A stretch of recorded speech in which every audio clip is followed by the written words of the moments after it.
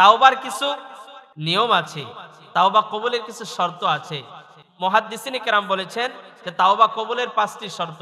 এই 5টি শর্ত ছাড়া কেউ যদি তাওবা করে সারা জীবন তাওবা করবে, তার তাওবা যিনি কবুল করবে না তিনি কে?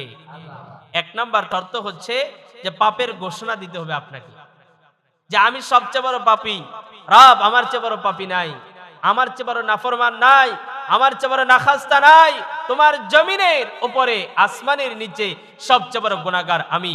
এভাবে আমরা ঘোষণা দিব কার কাছে?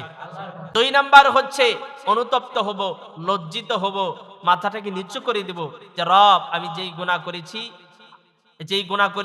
এই গুনাহ যদি আমার দুনিয়ার মানুষ জানতো আমাকে সম্মান করতো না, ইজ্জত করতো না, তোমার রহমত দ্বারা তুমি আমাকে বাঁচিয়ে রেখেছো, আমার গুনাহগুলোকে তুমি ঢেকে রেখেছো।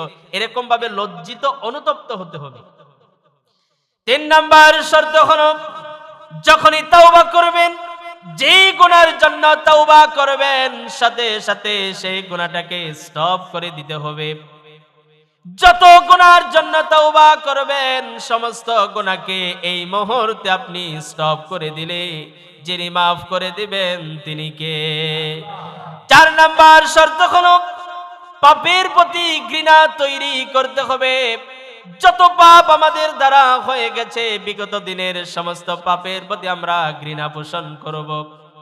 5 নাম্বার হলো এই পাপ আর জীবনে কোনোদিন করব না, এরকম ওয়াদাবদ্ধ হব কার কাছে?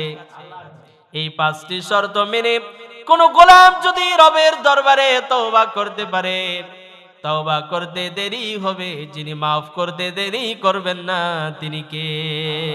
এই 5টি শর্ত আল্লাহ মানার তৌফিক দান করুন, বলুন আমিন।